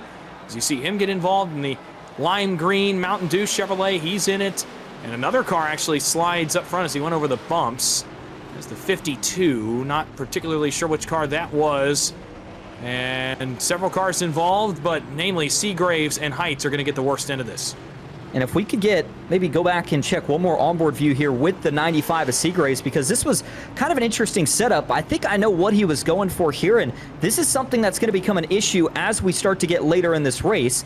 You got to remember, when you're 3 wide in the pack, you don't have a lot of room here at Daytona. It's not quite as wide as Talladega, and I think for Seagraves right there, he was just trying to stay in the draft of the car in front. The problem, though, was Daniel Eberhardt was kind of already halfway in that lane, and when the chaos broke out Dawson, it leads to a couple cars getting wrecked, but once again, we get away mostly unscathed, and that's going to set us up now for most of the cars staying out on track. Track position is king, but for the guys that are coming down the pits, I got to think either a little bit of damage or maybe 4 tires will be your last stop of the night. Yeah, the other 2 cars involved, by the way, did want to point this out. Nolan Dawson and Jake Balmain were the other 2 cars that caught damage in that one. As Balmain got into it, got actually some contact late with the Seagraves machine. That was the car we saw come in towards the tail end of that crash. And the Nolan Dawson machine was the one that spun over some of the bumps back there on the IMSA portion of the Daytona road course that's back there on the new paved back straightaway. So a couple of other cars involved in that one. And now, again, you talked about track position being king with 18 laps to go as guys come down pit road. And speaking of track position being king, the guy leading the race certainly knows a thing or two about that. The driver of the Wigan Water Technologies Toyota Camry has led a ton of laps tonight. He knows how to get it done. Let's get a word with him, shall we? The race leader, Garrett Maines, in the 35th on the timing and scoring, the 1 on the side of his car, if we can find him in whatever he happens to be in his channel. We will get a quick word with him. Don't want to interrupt his team strategizing too much, but we'll get a quick word with him here before we go back green. Garrett, it's the voice in the broadcast booth. You got a copy? Yes, sir. Well, you've led a lot of laps tonight, and talk to me about the racing, because throughout Speed Weeks, I felt like it varied quite a bit. One night, you'd go out and see what we've seen tonight, some 2 wide, and the 3rd lane not able to get going. Some nights, the 3rd lane would be where you wanted to be all night long, and the inside would be the worst of the 3 lanes. Sometimes it'd be the middle. It just felt like it varied on the day. What have you felt inside the race car tonight in terms of the racing on track and the lines we've seen be dominant? Yeah, I mean, I think it's been very dependent on who you got behind you. It really feels like if you can get a run formed in the middle, that's where you want to be. But as soon as somebody makes a mistake, gets hot, it's just so hard to cool the Cup car off. That bottom line, once they get connected, they can roll right on by you. But with the side draft, it's just so difficult to get that type of momentum rolling. So we'll have to wait and see how this restart goes. I wanted to take the top, but I honestly don't know how it's going to go through 1 and 2, just because it's all dependent on how the start goes and who gets momentum rolling first. So hopefully we'll have another conversation here, and we'll have the Wigan Water Technologies Cup car in victory lane. But we got 16, 17 more times around here, so see how it goes. What's the game plan for you to get to victory lane? We know how important consistency is going to be in this season-based format. How does that change your game plan? What's the strategy to get to victory lane tonight from Daytona? I mean, honestly, I feel like you got to make near perfect moves from here on out. I don't have a lot of help from teammates, at least around me right now. So it's going to be very dependent on who can stay in control of this race. It's very hard to make up track position with this package. So hopefully I can stay in a good spot. And I mean, other people kind of control your destiny here. So we'll see how it all plays out. Well, Garrett, thanks for your time talking to us. Good luck the rest of the way. We'll see if we're talking to you in victory lane after this thing's all said and done. Appreciate it. Thank you.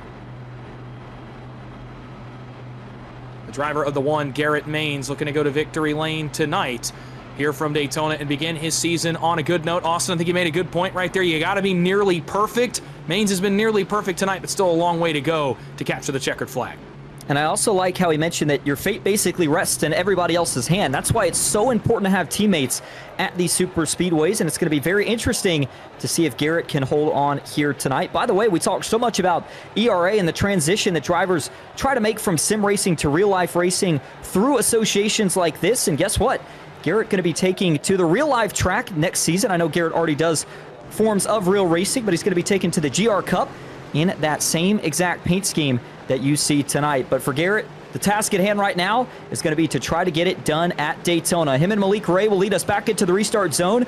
Green flag back in the air, 17 laps to go at Daytona.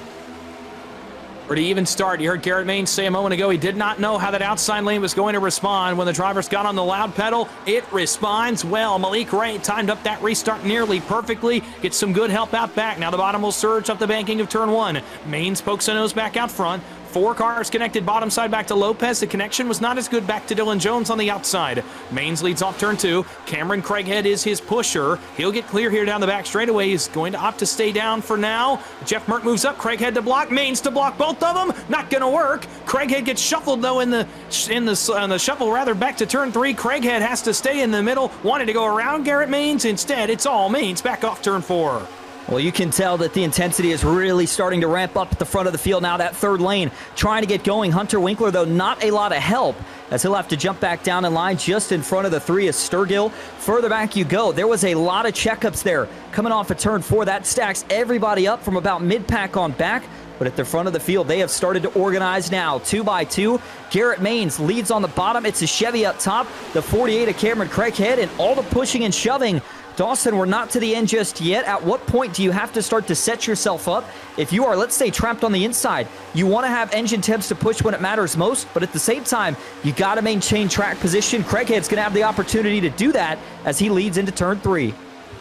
Dare I say you need to do it now. With the way we've seen some of these lines work out, if you have to go to the third lane or if you have to try to formulate something in the middle, I almost would go now. It's taken drivers a long time to get to the front or get back to the front. We're seeing it right now with Daniel Eberhardt as his mission back to the front continues after he was logged deep in the field. He is now finally back up to the 11th position, but it's taken him a long time to get there. He's going to drag Michael Sturgill to the high rent district up against the safer barrier, 3 wide, 5 rows deep in the field, D3. Michael Sturgill, Hunter Winkler are the cars against the outside wall. Only 3 cars there not connected. They're going to have to be if they want to go forward, but Eberhardt is proving to be more and more aggressive up against the outside wall. Now they lose one. Winkler back down in line. Does anybody up front think about taking the wall run in front of Eberhardt? No, not so far. But this time, Sturgill a good pusher, and they've broken even. And this is something we have not seen tonight. A renewed commitment up front to the third lane. They're going to have takers. Malik Ray jumps in front of it.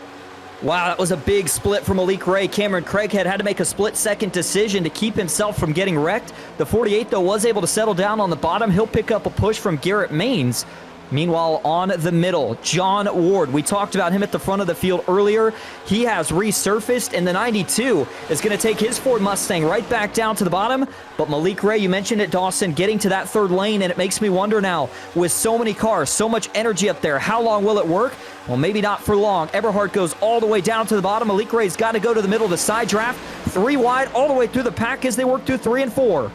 Now this is the racing that we expected late in the going at Daytona. 3 wide most of the way through this lead pack. By the way, Craighead and Maines made an unbelievable move to the center to get in front of Jordy Lopez and put their names back in the hat. They push Malik Ray at the line. 12 laps to go. It's all Malik Ray up front. He's won a number of these races over his decorated sim racing career. He's looking at another one tonight. But Cameron Craighead, the young upstart, to his left elbow in turn 1. Eberhardt got side drafted backwards by Garrett Maines. Where did Daniel Eberhardt come from in the 90? He's back up front. Maines is the pusher in the middle as D3 goes to the push of the bottom lane. Top lane is still trying to get something working. That's where you'll find the Michael Sturgill machine. He's won his fair share of races this year in Speed Weeks. He's up the outside. He'll bring Castro, Winkler, and others with him as Jordy Lopez takes a peek out of line.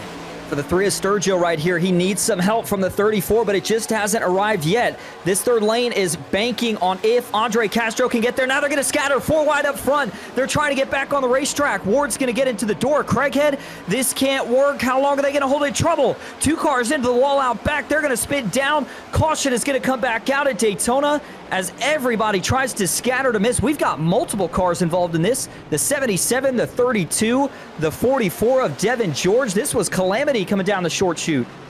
Henry Wyndham's in it. J.D. Larson is in it. There's other cars involved towards the tail end of the field as well.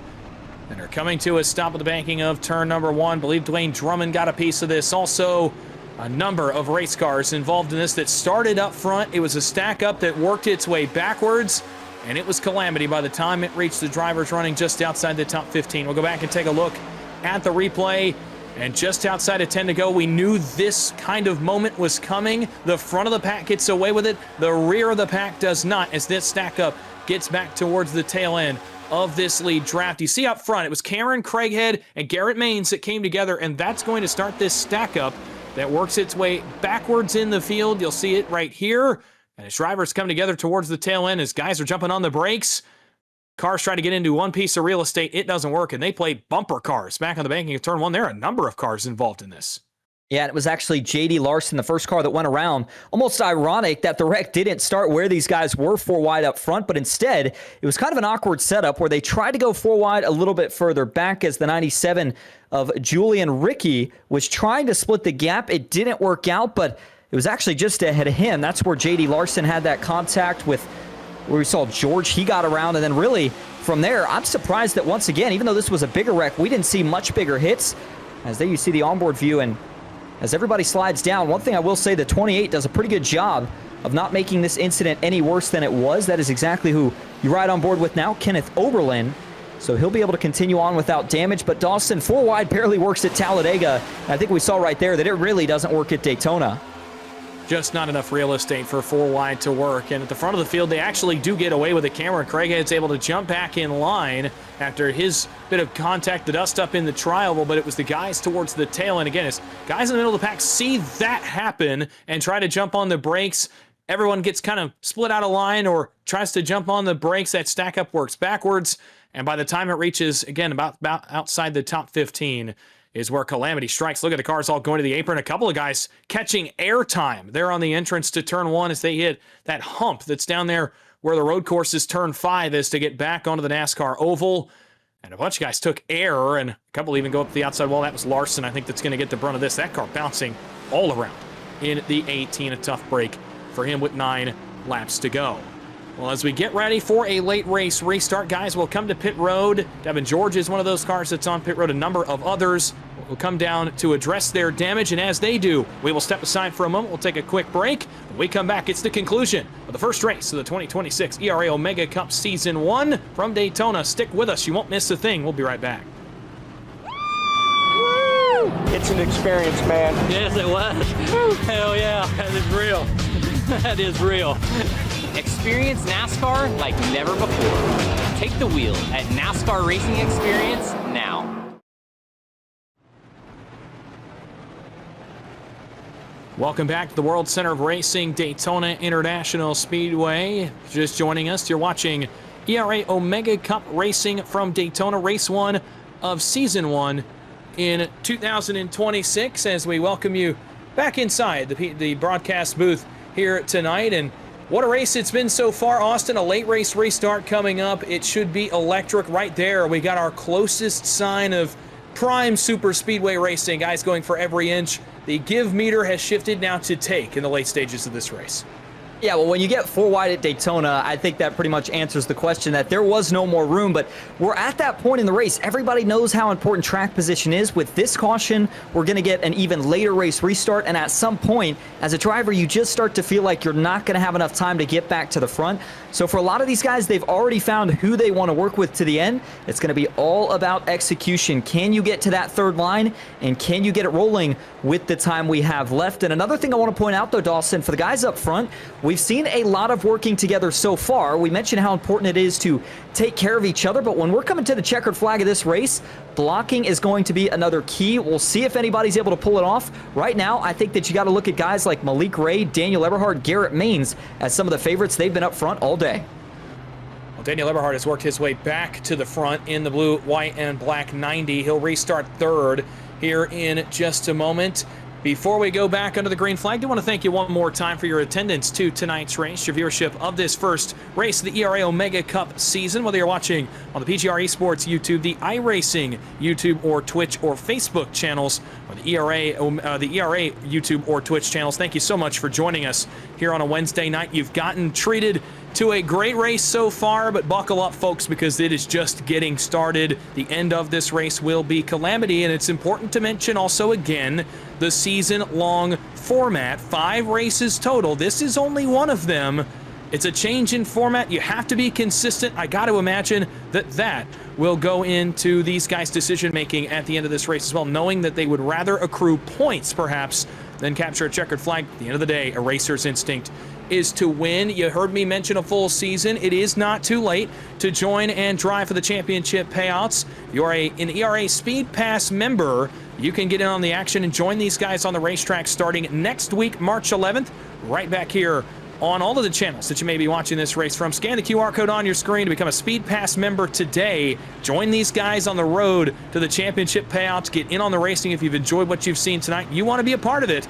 There's still time. There are still spots. Come out and race with ERA Omega Cup Racing in 2026. Well, we're ready to go back under the green flag. It will be 7 laps to go from Daytona in this opening race. Malik Ray and Jordi Lopez are on the front row. Daniel Eberhardt, his long journey back to the front is concluded now with him being in position to potentially take home a victory. Garrett Maines will restart alongside him in 4th. Michael Sturgill, John Ward, Brian Hennings, Andre Castro, Cameron Craighead, and Dylan Jones round out the top 10. 7 more circuits around Daytona, or maybe we'll need a little bit more. Green flag is in the air once again. Malik Ray back into the restart zone. He's off and running. The help, though, is better up top with Jordi Lopez.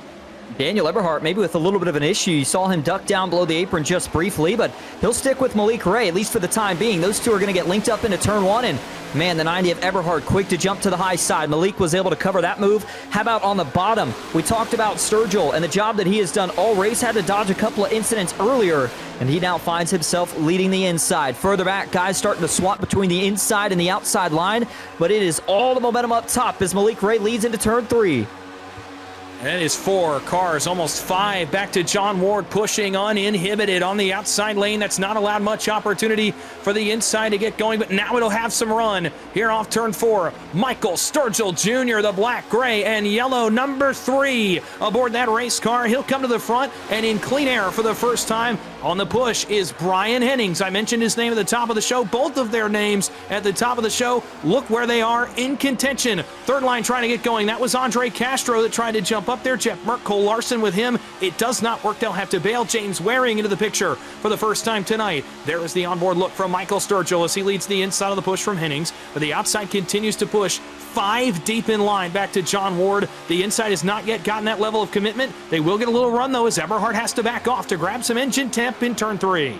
And Castro now all by himself on that third lane, so he'll continue to fade. For Malik Ray and Daniel Eberhardt, starting to get to that point in the race where you're trying to set yourself up for what you want to do when this thing's all said and done. Lopez is going to go back down to the bottom, and as we cross the line, it is going to be now just 12.5 miles left at the World Center of Racing. 3 wide, once again, trouble. Cameron Craighead around in the 48. This will not draw the caution, but he got turned by the Cody Harris machine as they got offset going into turn 1. He gets it back going, but likely the end of his night unless he gets a caution, and what a tough way for it to end for Cameron Craighead in the 48.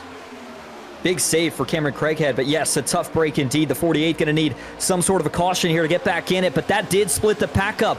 Up front, we have got a break as you get to really right around 13th, 14th place on back, but that second pack still within range. They are going to catch up. 3 wide on the outside. Dylan Jones and Cole Larson working together, but it is still 2 of the best in the business. One of the Coke Series drivers, Malik Ray, leading the high side. Jordi Lopez makes the surge on the bottom. Malik's going to throw the block into 1.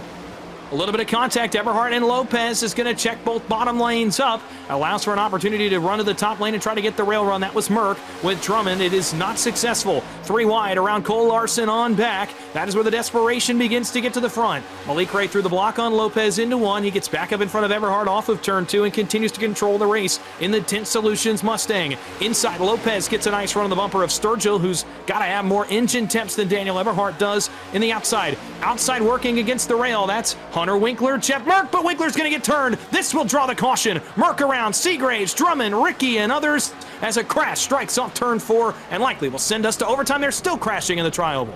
The 41 came back up the racetrack. That was Dwayne Drummond and collects a few more in the process. Julian Ricky slow through the grass. Looks like Seagraves may have got some damage from this as well.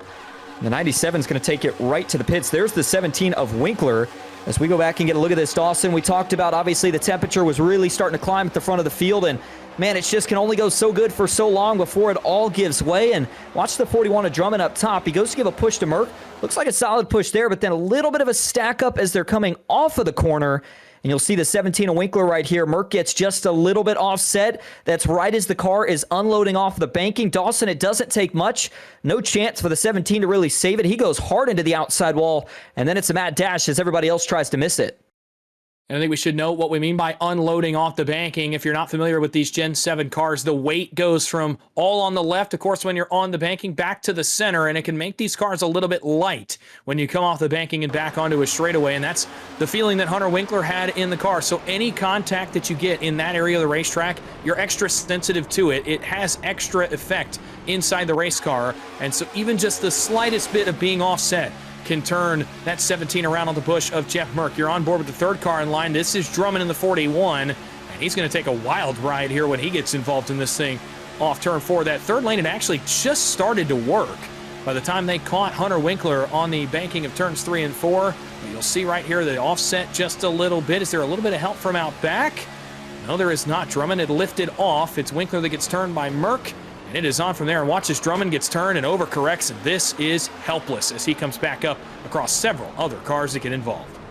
Yeah, and this is such a tough spot, too, for the guys that were pushing in that third lane, because it's at that point in the race where you do have to take a little bit more risk, but sometimes this can be the outcome. And for Dwayne Drummond, when you come back up across the racetrack, yeah, you hit the nail on the head, Dawson. Nothing you can do as a driver except hold the brakes, and you're hoping you don't get hit. I heard Michael Cozy talk earlier when we were interviewing him, of course, about the fact that these cars are tanks.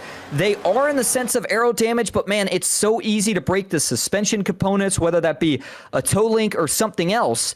So always a big concern there, and this arguably the most notable damage that we have seen from a wreck so far here tonight. So we'll have to see if this retires any drivers, but this is now, I believe, going to send us into our first overtime attempt. Dawson, if you thought it was crazy now, just wait till what we're going to see here in these final couple of laps.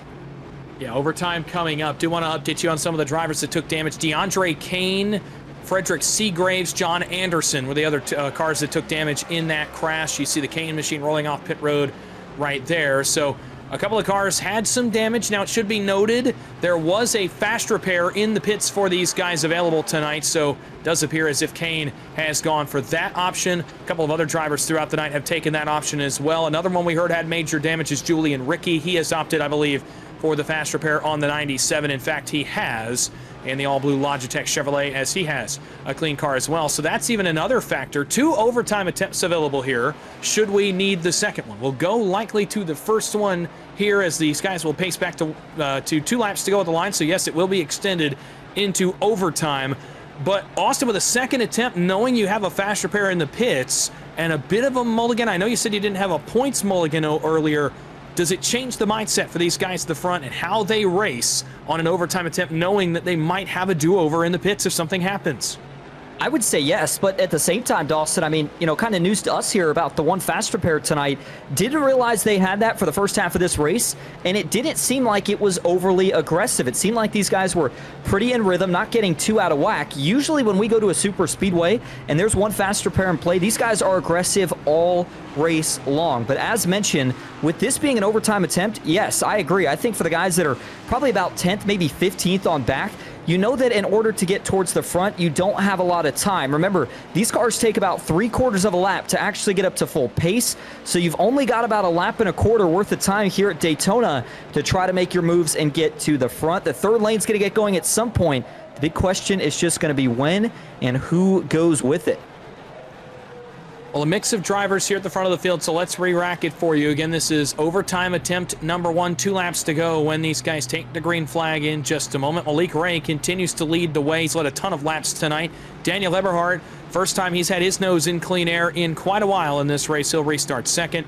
Jordy Lopez and Garrett Maines have been up front for the majority of this race as well. They'll go third and fourth. Michael Sturgill's made a late push, plus 10 for him on the night to the 5th spot, as high as he has been. John Ward will go alongside him. Row 4, Brian Hennings is plus 6. Andre Castro is plus 10. They are 7th and 8th. Row 9, a former ERA Daytona winner, Cody Harris, is 9th. Remember, he was not the leader. In fact, I believe he was 4th, coming to the checkered flag and got the checkered flag in that race last February. He'll go from the 9th spot, and then it's Mike Davenport, plus 12. The night's not been what he wanted to, but certainly has a chance to right all wrongs if he can get a good finish out of tonight's race and move on to next week with a nice heap of points. It should also be noted, we're hearing from downstairs, no bonus points. It is 40-1 based on your finishing spot. No lead to lap bonus point, no pole position bonus point.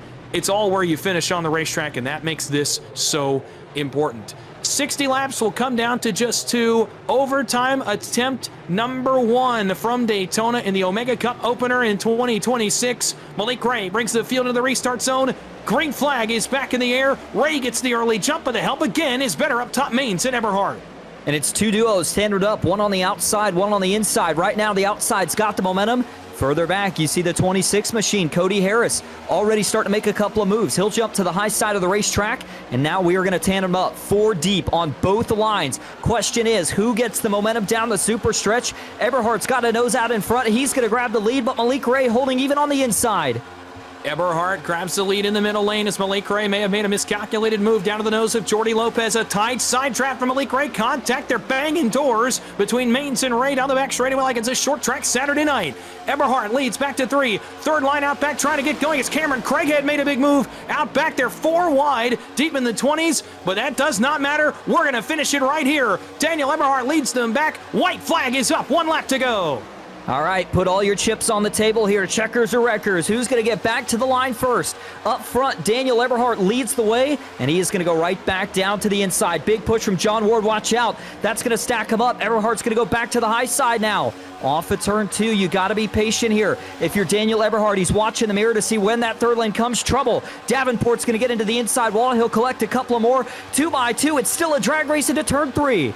Who's got the better push to help his better bottom side, but 3 cars tandem on the top side with a side trap. Mains gets turned by Jordy Lopez. Ray and Mains come together. It's going to be an old-fashioned drag race off turn 4. Ward on the inside, Eberhardt on the outside, side by side, all the way back to the line. It's going to be Daniel Eberhardt stealing it away at the line in one of the best finishes we've seen at Daytona in a long time.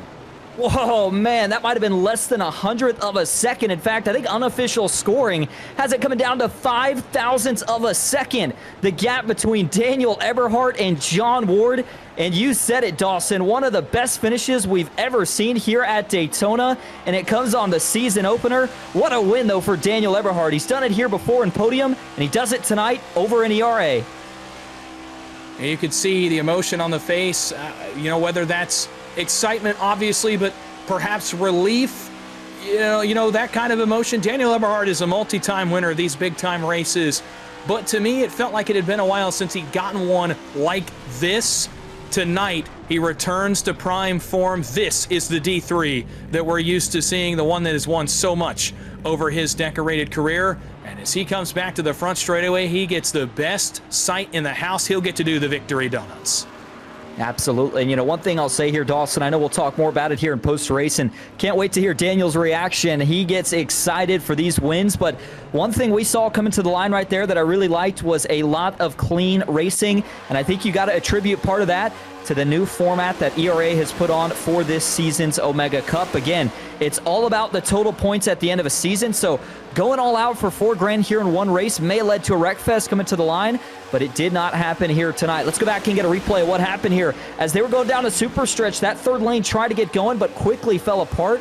From there on, Dawson, it was all about the 2 lead pushers. Going to have to give a ton of credit here to the job that both Malik Ray and Garrett Mains did. I don't know how Garrett saves that race car off of the offset push. I believe it might have been Jordy Lopez just behind him. No, I take it back. It was the 34, but then coming off of 4, I think for Garrett and Malik, they knew their beds were made, and they are going to do all they can. Look at this, side by side, 2 Mustangs coming to the line, and Eberhardt, maybe just the slightest bit of contact, Dawson. I think that's all he needed to get the win here tonight. Well, I think a couple of bouts of contact did it for him. I think he also owes a huge thank you to Garrett Mains for the help that he gave in the side draft. He was able to draw on Malik Ray to keep him from getting to John Ward when they rolled off of turn number 4. And you see it right there. I mean, how much better does it get than that? A photo finish at Daytona. It's happened so many times under that famed flag stand. It happens again tonight as Eberhardt over Ward by mere inches, 5/1000ths of a second. The margin of victory as Daniel Eberhardt captures the win from Daytona. Another look at it. You see what I'm talking about now with Mains getting that right rear side draft on Malik Ray. I think he pulled him just far enough backwards that he was able to get back to Eberhardt first and gave him the push that just barely got him around John Ward. I think you owe a lot of it to Andre Castro as well for being the third in line there. A heck of a push for him also, as you see a little bit of calamity towards the back, but up front, one of the best finishes we have seen in a very long time from the Virtual World Center of Racing, and it's Daniel Eberhardt in victory lane. We'll check the race results. We'll talk to your top three. Stay with us. We're going to take a short break. You won't miss a thing. Post-race coming up from Daytona, the ERA Omega Cup. It's an experience, man. Yes, it was. Hell yeah, that is real. That is real. Experience NASCAR like never before. Take the wheel at NASCAR Racing Experience now.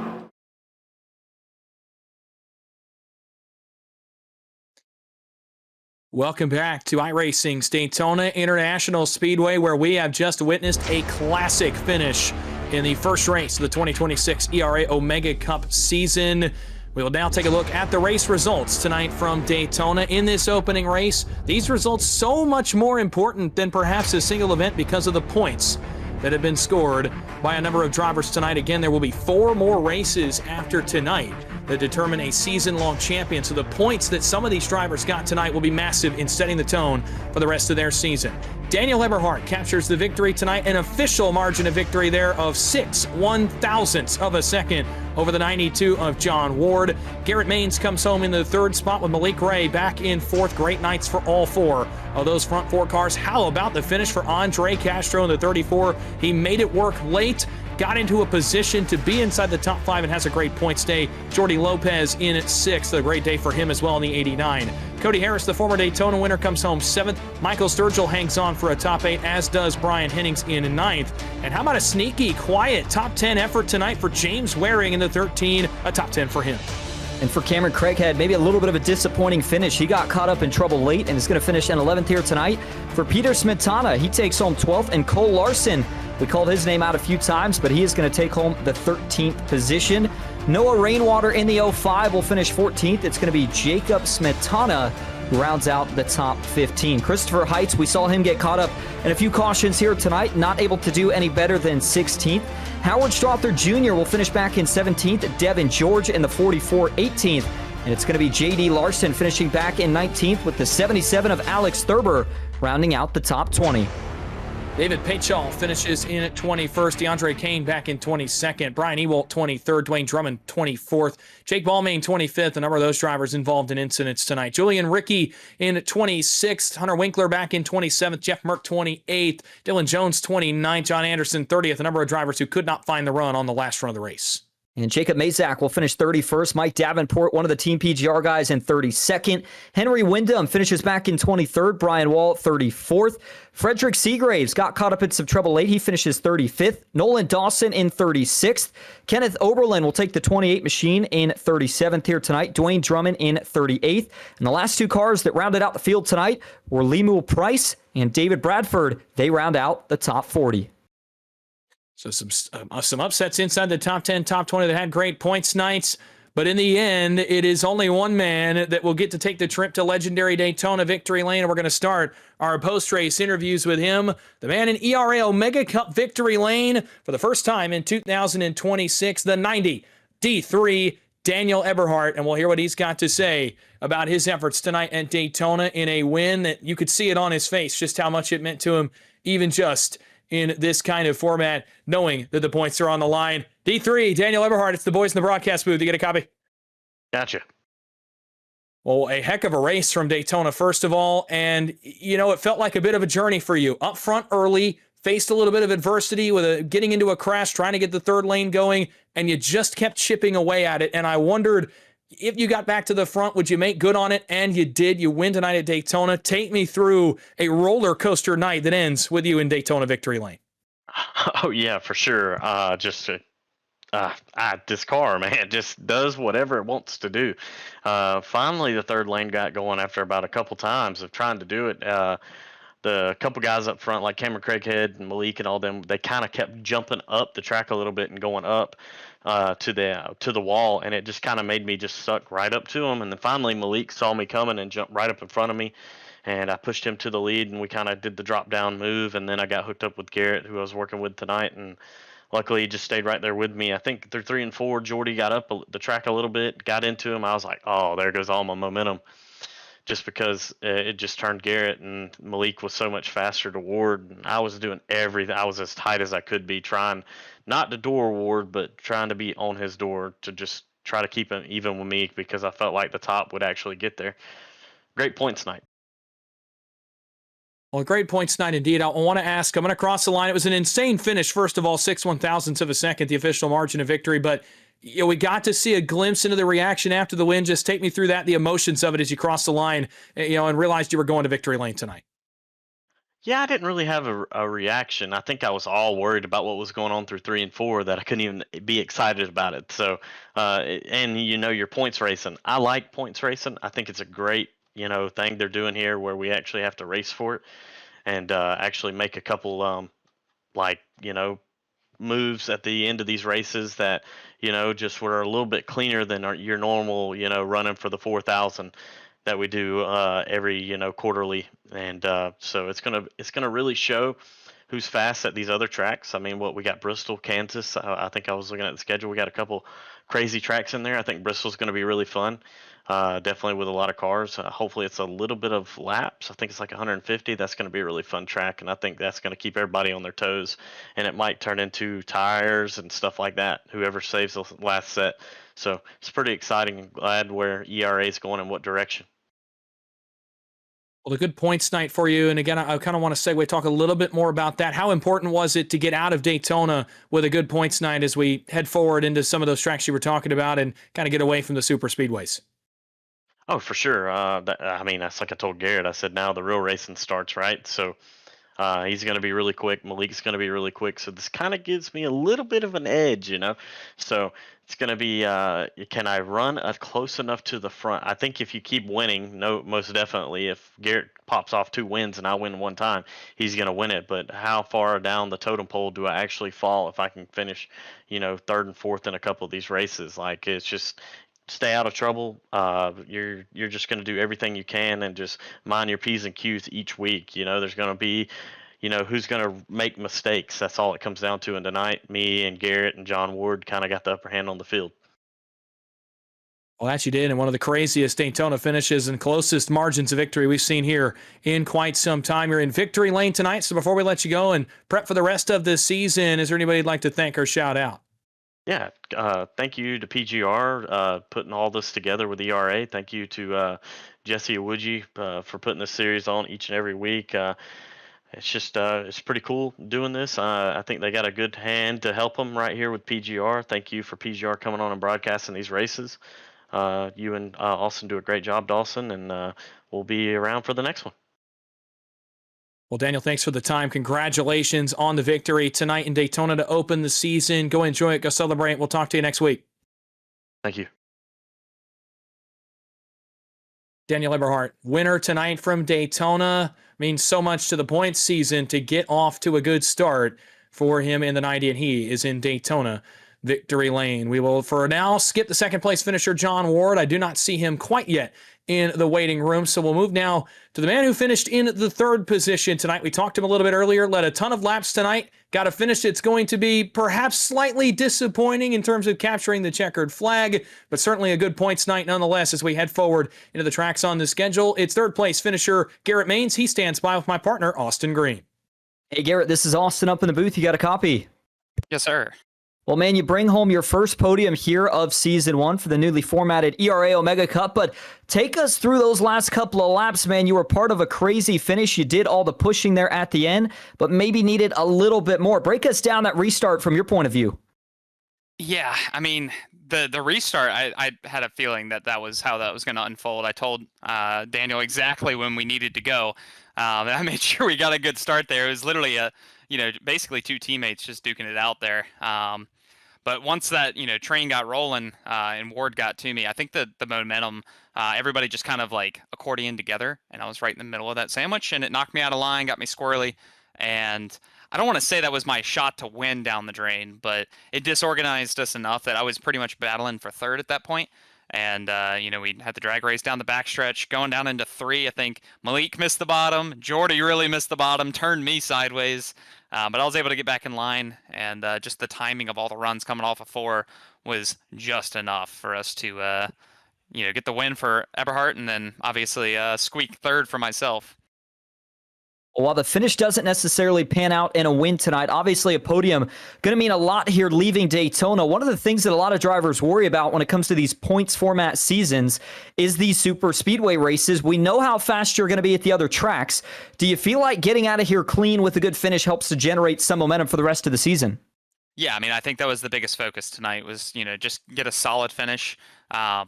Honestly, the biggest focus was just finish in front of the other pro drivers. I think, that's going to be one of the biggest takeaways for me out of this race is just the fact that I basically have an advantage over who the threat will be at some of the major tracks coming up here next. So I feel very confident that this is good. I'm happy to finish third and not, ended up on the wrecker. So we'll take a good finish and, it may not be victory lane, but it's the podium for Wigan Water Technologies. So happy with that.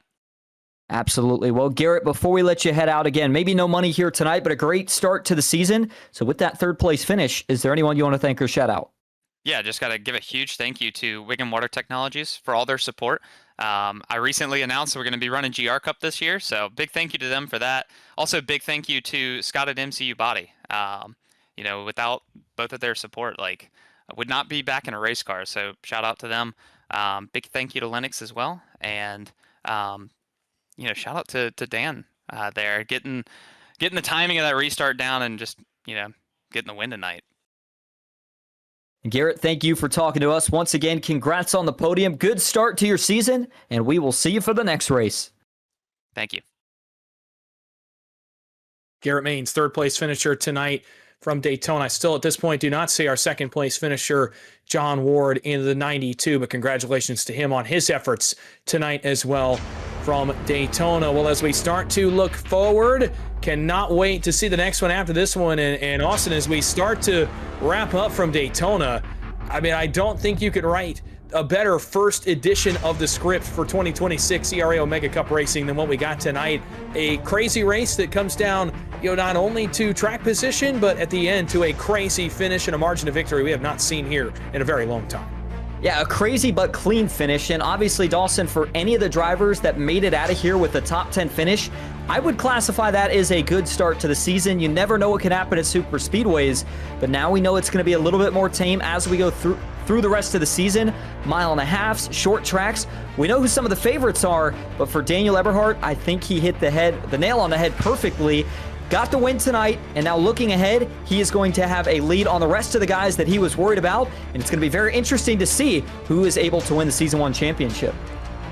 Well, that will start to wrap things up here from Daytona International Speedway. The 2026 ERA Omega Cup schedule is now off and running, and you heard Daniel Eberhardt talking a little bit about it there at the end. Let's give you an idea of the dates on our way out. Of course, tonight was race number 1. Next week, March 11th, is race number 2 right back here wherever you may be watching tonight's race. It'll be back right here on Wednesday at 8 p.m. And then, of course, after that, a couple of weeks break. And then we'll come back for a couple of more races in the month of April 1st and April 8th. And then the final race, the championship race, after another 2-week break, will be on Wednesday, April the 29th. So keep those dates in mind. Going to keep the tracks a little bit close to the vest as of tonight post-race. You'll just have to tune in and see for yourself where we're headed. I can tell you, next Wednesday night, we will head out to Fontana, California at Auto Club Speedway. Looking forward to that one as we get away from the super speedways. Daytona provided everything that it is billed to provide. An incredible race ends with an even better finish. Congratulations to Daniel Eberhardt on coming home with a victory in race 1 of the Omega Cup schedule. Thanks so much to all of the sponsors and those at ERA that have helped make this possible. Matt Casto, you heard from earlier. You also heard from Michael Cozy Jr., Jesse Awuji, unable to join us tonight. Hope to hear from him throughout this season as well. For everyone at ERA and at PGR Esports, I want to thank my broadcast team downstairs. We had Tyler Vickery, our pit reporter. My partner in the booth was Austin Green, our producer downstairs, DJ Lyon, doing fantastic work behind the scenes on the production controls, making the broadcast look pretty for you all, wherever you may be watching. Thanks to everyone involved in putting this together. Thanks to you all, most importantly, for coming out and watching. Come back and join us next week from Auto Club. Until then, farewell from Daytona. Congrats to D3 on the win tonight at the World Center of Racing. Until next time, have a great week. We'll see you next Wednesday from Fontana.